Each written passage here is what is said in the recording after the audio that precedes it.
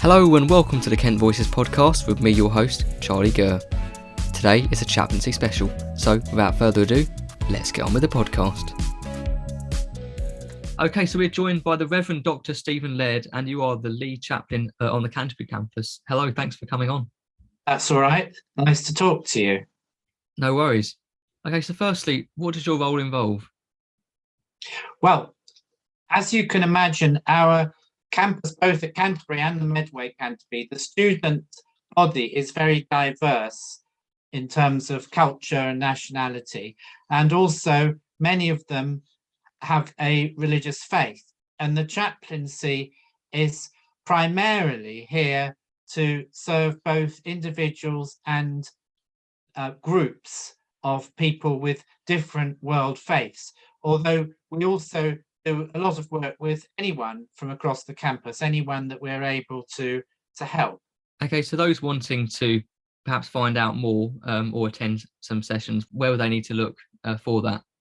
Right, so I'll tell you about how you can access chaplaincy, and that means obviously accessing me or members of the team personally and individually, or accessing the faith groups or particular events. Now, we publicize ourselves in a variety of ways. We have a website presence, www.kent.ac.uk/chaplaincy. There's also an Instagram account, but we make use of things like notice boards around the campus as well. And I think there are also some special promotional ways of finding out about us, like tea towels and student kitchens. And hopefully, one way or another, that will help people understand not just what we do, but how to get in touch with us about the things that we're doing and the things that people might want to get involved with. Events have you held in the past, and perhaps what ones are you planning to hold in the future too? Well, of course, we are quite a diverse team. There are chaplains serving the main Christian denominations like Anglican, Catholic, Reformed traditions, as well as chaplains who look after students who may have one or other of the major world faiths like Islam, Judaism, Buddhism, and so on.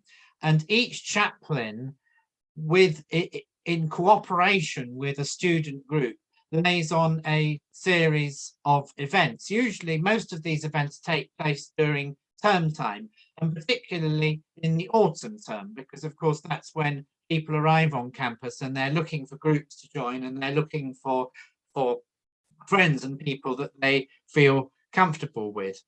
And typically, for example, from my point of view, in the autumn term, we have a regular Sunday social called Chatty Sundays, which is an afternoon tea time social. We organise a special trip around the cathedral with hospitality. There are also day trips by coach and things that are simple and straightforward and very accessible, like video or rather DVD, movie and pizza nights. And those are the DVD and pizza nights are held on the Canterbury campus. And another set and series of events is held on the Medway campus. So that's just talking about what I do in my particular role. But in fact, other chaplains will also be organising parallel events, and sometimes some of the events are things that we share. So there may be some students that are joining or perhaps continuing on at the University of Kent that haven't perhaps pursued or explored religion before. So would you still recommend some of the services and events to them too? Yeah, I think there are two things to say. First of all, our more popular events, and I'm thinking particularly about the coach trips, the day trips by coach, people come on those regardless of any faith group or religious affiliation. They come on the trips because they want to come on the trips, and we're very, very happy that happens. And it's the same, I think, with the Chatty Sundays social. It's something to do on campus on a Sunday afternoon, which can otherwise be quite quiet. But I think the other thing to say is that the chaplains you'll find around the campus, they're experienced working in a student environment and also know the campus and the services that are on offer there very well. So we can be quite a useful point of contact for a quick answer to a quick question, or sometimes a quick chat about something that may be an issue that people are worried about. So we're around to be approached either in person or by email or some other method of communication. But we're certainly here for everybody. So you mentioned about sort of trips that are coach trips. What trips have been held so far, and what trips do you have perhaps have planned in for the future? Well, we try to do 1 or 2 trips per term, and just to give you some examples of things we've done recently, one we've always done early in the year is to Bodiam Castle, which is a sort of typical English ruined fairy tale castle with a moat and towers. So to Bodiam Castle, which is about an hour's drive away from the Canterbury campus. And then Rye is a little town which is situated on the coast in what is actually East Sussex. And it's the kind of place which you sometimes see on calendars or biscuit tins. It's a very pretty, typical little English town. And people enjoy that trip, which usually involves a picnic lunch as well. And other destinations include the historic university cities of Oxford and Cambridge, because of course they're very well known internationally. And certainly we find that students from Europe and overseas are very, very keen to do a visit to both Oxford and to Cambridge. And we organise those subsequently in the spring and summer terms. And there's another trip we do, which is an overnighter to a place called Aylesford Priory. And that's in Kent, and that's for a smaller group. And I call Aylesford Priory the Hogwarts of East Kent, because it's an attractive, historic place to stay. Maybe to call it Hogwarts is a bit of an exaggeration, but it's certainly a very characterful and enjoyable place to be for a day and a night, and to relax with a smaller group of students. So that's just a flavour of some of the trips that we run. So are these trips, the students pay for these trips into a fund? How does that work in terms of we run them at cost, so we don't make profit from them. And when we advertise them, we indicate to people that they can buy their seats on the trip through the university's online store. And the typical cost for a day trip may be £15 or £16. So it's really not expensive at all. Has to be said, some of the students we've had in past years have said that the day trips they came on with us were actually the most memorable days they had in the whole of their time at Kent University, which is something we're really, really pleased about. And just to emphasize, they are open to absolutely everybody. And would you say these trips and the events in general that you put on are good ways of sort of socialising and making new friends, particularly with obviously university life? It can be difficult sometimes to socialise, particularly coming out of the pandemic as well.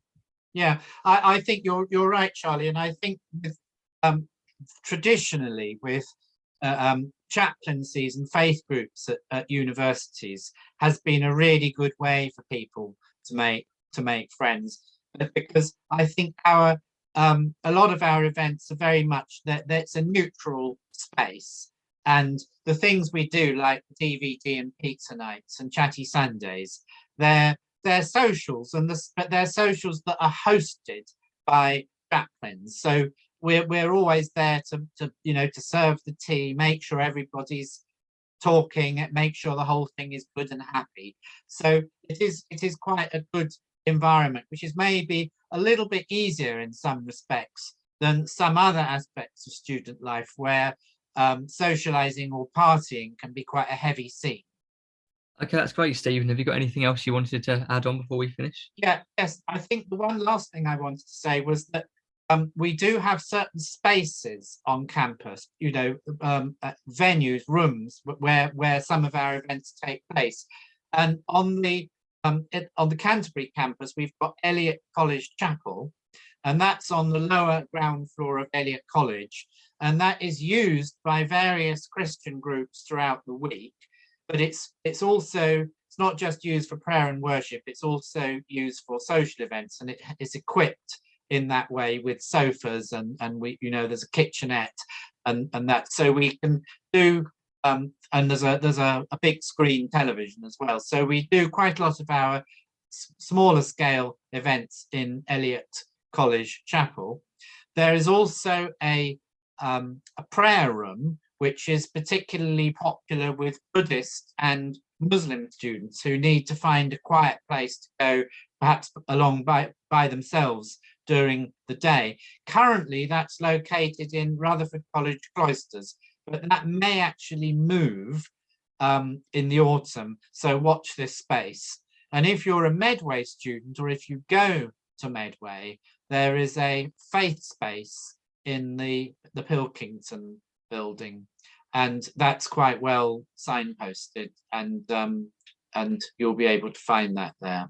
So as well as the events that are put on and the trips too, am I right in saying there are also societies that people can join for different sort of religious beliefs as well? Yeah, yes, there are two ways of accessing student societies, which are faith societies. One way is through the chaplaincy, because each of the chaplains, and as I said, the chaplains represent various Christian and religious traditions, whether it's Anglican, Pentecostal, Catholic, or Jewish, Buddhist, or Muslim. You can access groups through the chaplains, but Kent Union also supports a number of student-led faith societies, which don't come immediately under the auspices of the chaplains, but are still there, and many of those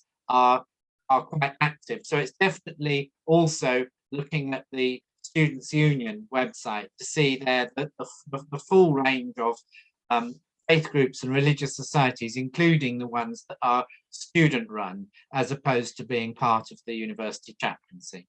Now let's hear from Lynne and Aiste from the Medway campus.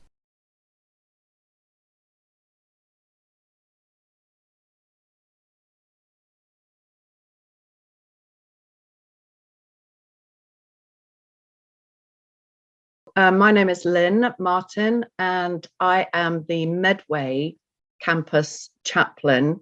I've been in that role for 5 years, and it's quite a unique role because I work across all 3 universities at the Medway campus. So Kent, obviously, but University of Greenwich and Christchurch, Canterbury as well. Hi, my name is Aiste, and I'm currently a member of staff at University of Kent. I'm a doctor in neuroscience, and I've been studying in Medway campus since 2013. So I was with University of Greenwich before, and I've known Lynne in her role as a chaplain and as a helper on campus for the last 9 years. Okay, so I guess first of all, what is the role of a chaplain? What do you do on a day-to-day basis, and where can people find you? I have an office in the Pilkington building on the lower level of the Medway campus. So that's Pilkington 003, and it's right opposite our multi-faith space on campus. What does my day-to-day look like? It looks very, very different every single day. I'm involved in all sorts of activities, regular activities, one-off activities. I'm involved in a lot of pastoral care. So I meet with students one-to-one, just to help them, maybe through some difficult times, help guide and direct them. So where you can find me, hopefully in my office at times, and my door is often open, but you'll also find me doing activities all around the campus. But I usually post what I'm doing outside my door, so hopefully people can find me easier. So what is a chaplain then? So I think the word chaplain is quite a dated term. I often ask international students, do you know what that word means? And they usually say, I've never heard it before. Many British students might just go, well, that's something to do with faith, but I don't know what type of thing. Historically, chaplains are people of faith, and certainly historically in the UK would be Christians. I'm a Christian myself. The overarching role, I think, of a chaplain is about caring for people and for being there to care and support people. But it's also quite broad in the sense that I think a chaplaincy job description often takes the shape of the gifts and the personality of the person that are doing it. So my role as chaplain might look quite different on a day-to-day basis to some of the other chaplains that are involved in Kent or Greenwich or Christchurch. So I see my role as threefold. One is about welcome and community, activities helping to bring people together. Secondly, it's about pastoral care and well-being. So being there for students in those difficult times. And I've learned that being a student at university can get very, very stressful. And thirdly, faith provision. So helping students of any faith find the right place to worship, but also maybe being there to give some faith advice to people, pray for those people that want that kind of support. Okay, so Aiste, you mentioned about knowing Lynne for a number of years. How have you made use of the events and the facilities that were available at Kent in terms of chaplaincy? I would say I was very regular in everything that Lynne does. So she organizes table talk. It's been happening since I joined the university. It's a weekly event where we would meet. And I think one of the main purposes for me was to meet other people, because unlike other main campuses, Medway campus sometimes feels quite isolated. A lot of students are commuting. So even if you go to the classes, you will not necessarily meet your classmates. So having a place where you can meet others was really important for me, and table talk was that place. So we would meet new people, would learn more about each other, about other cultures, would be improving our English vocabularies, and also relaxing from the studies. Then there is a World Cafe. So it's a weekly event on campus where we used to play games and have teas, coffees, and cakes. Now we just downsize to the drinks and some snacks for the social distancing reasons. So again, it's just a nice way to catch up and just escape between your lectures for a few minutes to meet some friends. Lynne also organizes Bring and Share. So it's a weekend event where we would all cook something, try to bring cultural dishes, and then we come share the meal together and spend time, which helps again to relax at the end of the week and get to know other cultures better. Also bowling nights, it all helps to get to know each other better and just to have more fun time at university. So obviously COVID would have had an effect on the events that have been held over the last couple of years. What are the plans for the year to come? Are there hopefully going to be some events that wouldn't necessarily been possible previously? Yes, certainly. We've been spending a lot of time kind of thinking about this new academic year coming. Even this past year, although many more students have been on campus, it's still been quite an odd year. Certainly hope to reintroduce some of our trips. We'll be doing a day trip to Rochester right at the very beginning of term. And we put together a quiz trail so students can go in little groups and explore some of the history and some of the beauty of Rochester for a day. The other main change we're hoping to do is to really reintroduce Table Talk as a face-to-face event. Obviously, through lockdown, we transitioned to Zoom. That worked very, very well for a season, even allowed some of our alumni students who were far and wide, some of them in their home countries, to join us for the evening. But Table Talk works best as a face-to-face event. And so that will hopefully be reintroduced on a Thursday evening. Watch this space in regards venue, but we're hoping to find an appropriate venue that is easy for students to access.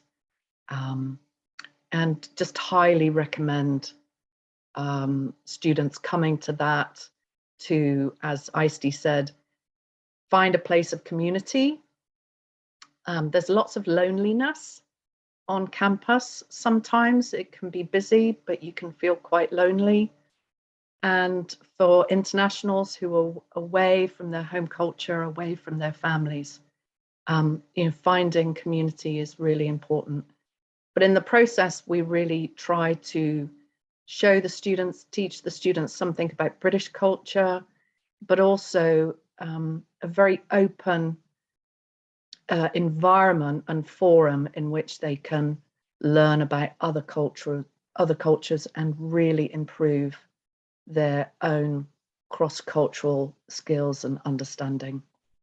So is Table Talk available to all students? Table Talk is, I guess, was created with internationals in mind.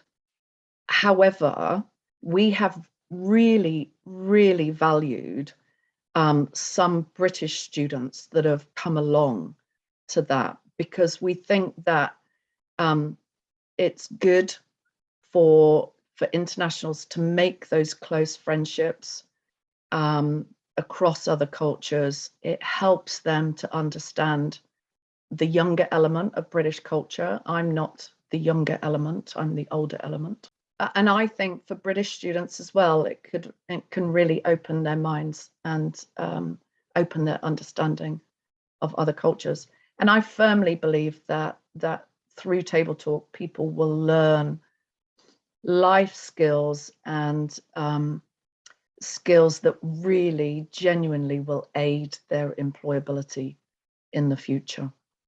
So for students that are perhaps wanting to find out more, not quite sure what event they want to go and whether they're a person of faith or not, where would you direct them in terms of making that first step? I try to put a lot of kind of advertising around campus. So I'm in the process of updating my contact details and getting posters on boards all around campus with my face so that people can identify who I am. We have a Facebook page, so you can find us on Medway Campus Chaplaincy on Facebook. We have a student blog. It's not kind of part of our advertising as such, but I do a YouTube channel where monthly I do a little kind of thought or a little reflection. That YouTube channel is just simply called Take 10 with Lynne. So people could subscribe to that. As far as activities are concerned, the two best things to do are, one, to follow us on Facebook, because everything goes on there, but also to just make contact with me, and I can add them to a regular mailing. So they can contact me simply at Medway Campus Chaplain at gre.ac.uk. And although that's a Greenwich email, that is identified as my main email address. You can also follow them on Instagram, and their username is @UniKent Chaplaincy. Okay, so what is there in terms of faith provision across campus then? So as I mentioned earlier, we have a multi-faith faith space, which is in Pilkington. It's room PK039.